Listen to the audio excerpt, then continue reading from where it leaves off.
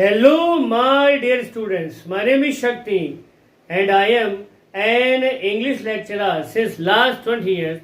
And today we will start the interrogative part of present perfect tense.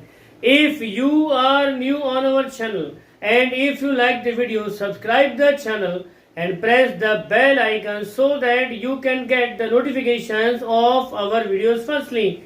So without wasting a single second, let's get on to the topic interrogative sentences of present perfect tense. So सबसे पहले हम देख लेते हैं कि present perfect tense का जो interrogative manner है उसका फॉर्मूला क्या है सेंटेंस मेकिंग का। तो सबसे पहले हैज और हैव जो है स्टार्टिंग में आ ही जाएंगे। हैज का इस्तेमाल हमको करना है सिंगुलर सब्जेक्ट के साथ में, हैव का इस्तेमाल हमको करना है प्लूरल सब्जेक्ट के साथ में। उसके बाद हमको लगाना है सब्जेक्ट, उसके बाद मेन वर्ब की थर्ड फॉर्म, और उसके बाद में अगर सेंटेंस में कहीं प्रीपोजिशन वर्ड दिया गया है तो ऐड कर देंगे और नहीं दिया गया तो छोड़ देंगे। सेम अगर हम किसी सेंटेंस को सोच रहे हैं और सोचते समय अगर उसमें प्रीपोजिशनल वर्ड आ रहा है तो ऐड कर देंगे और अगर नहीं आ रहा है तो उसे छोड़ देंगे। एंड फाइनली ऑब्जेक्ट हम प्लेस करेंगे और उसके जस्ट बाद में एक क्वेश्चन मार्क लगा देंगे। So this is the formula of sentence making of present perfect tense. We are completing today the interrogative manner of present perfect tense. So these are the 9 subjects. First of all we will take I from here और उधर से एक verb लेंगे cut. तो एक simple सा sentence मैंने frame किया। पहले हम सिंपल सेंटेंस को फ्रेम करेंगे और जैसे जैसे हम लोग इस सेंटेंस मेकिंग में आगे बढ़ते जाएंगे वैसे वैसे हम लोग थोड़ा सा जो है सेंटेंसेस को इंग्लिश में ही सोचना शुरू करेंगे। तो एक सेंटेंस हम लेंगे हिंदी में और बाकी सारी फ्रेमिंग हम लोग जो है इंग्लिश में करेंगे।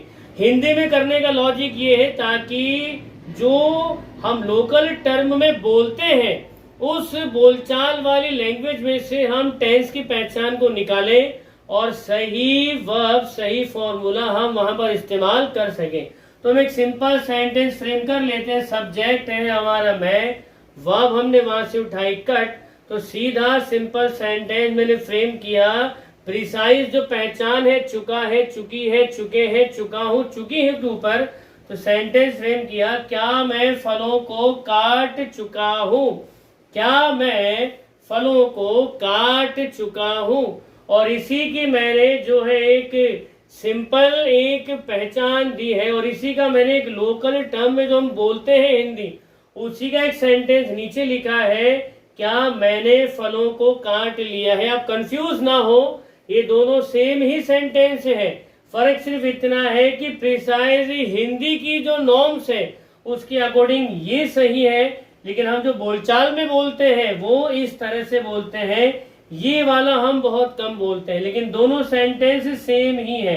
तो दूसरा मैनर लिखने के पीछे लॉजिक ये है कि आप अपनी लोकल बोलचाल में से इन वर्ड्स को बाहर निकालें और पहचाने कि ये कौन सा टेंस है और उसके बाद जो प्रिसाइज वर्ब है जो फॉर्मूला है वहां पर इंप्लीमेंट कर दें।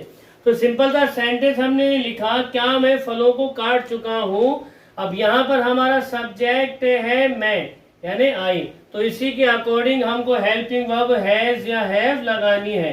As I have told you in the previous classes that I is usually singular number but it is first person and being a first person it is treated like the plural number. So what we will do out here, we will write down the helping verb of the plural subject. तो firstly I will write down have out here.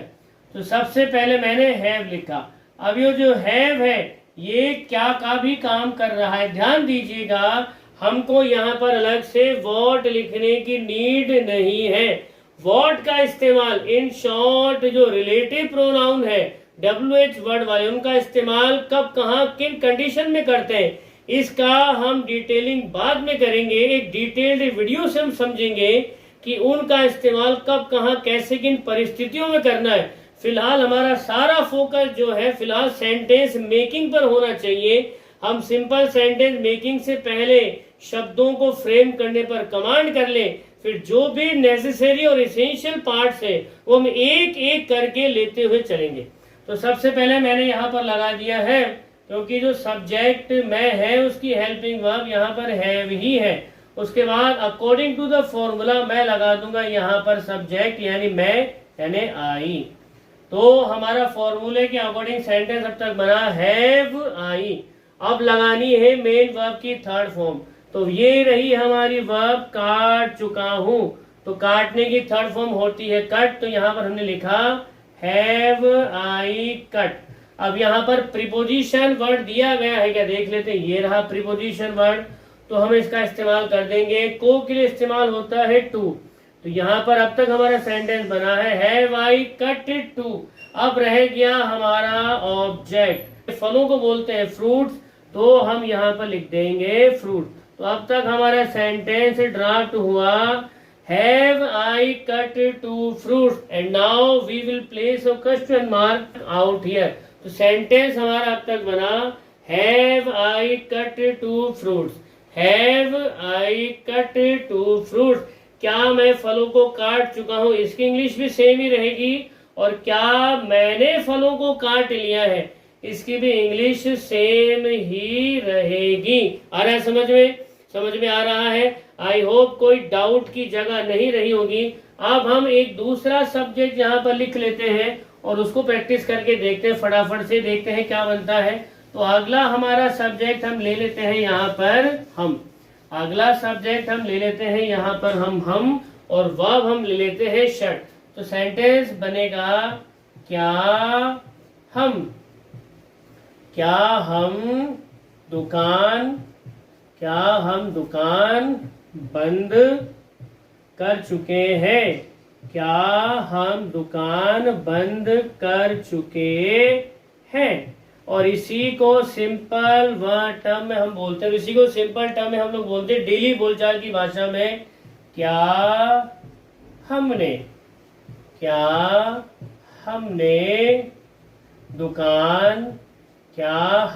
दुकान बंद कर दी है। क्या हमने दुकान बंद कर दी है।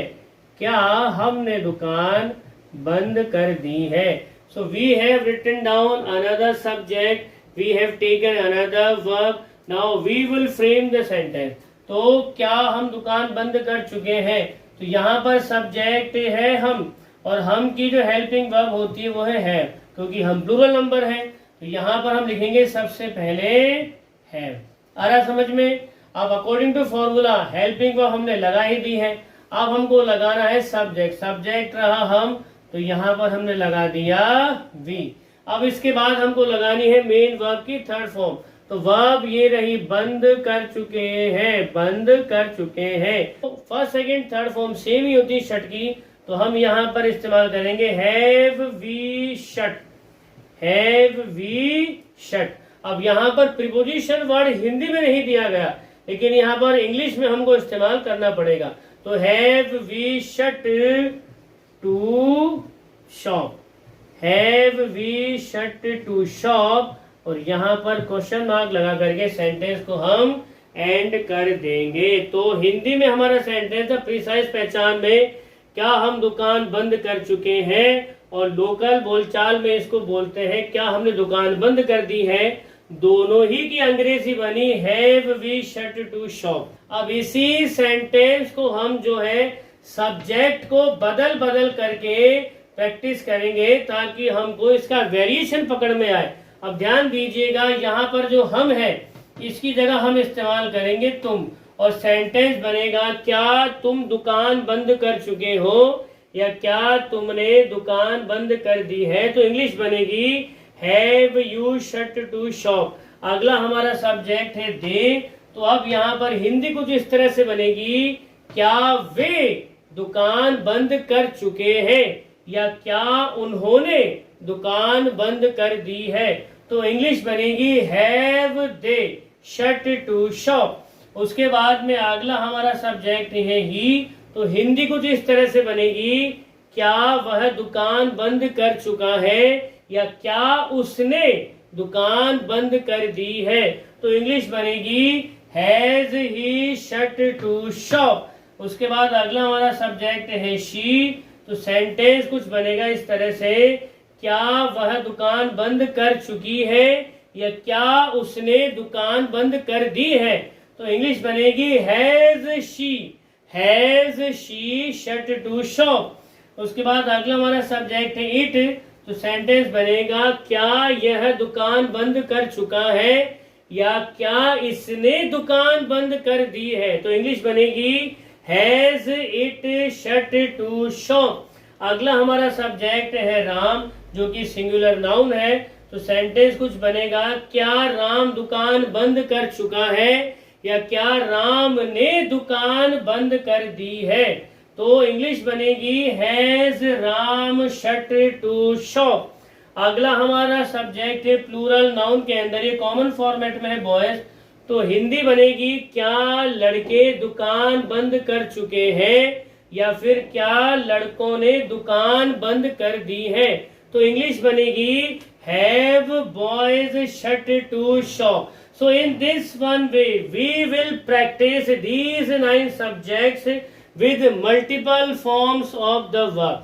Right now I have practiced the sentences with 2 verbs, cut and shut, still, fill, driven and written remaining out there.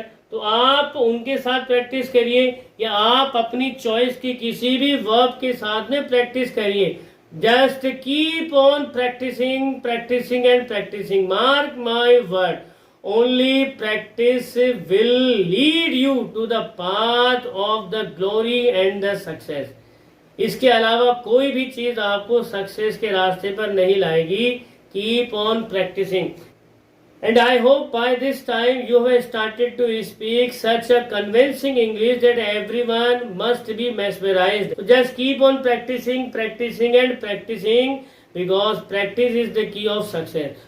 इसकी अगली क्लास में हम लोग जो है इसके इंटरोगेटिव नेगेटिव मैनर के साथ में आपके सामने फिर हाजिर होंगे। तब तक आप खुश रहिए, मुस्कुराते रहिए। जय हिंद, जय भारत, वंदे मातरम।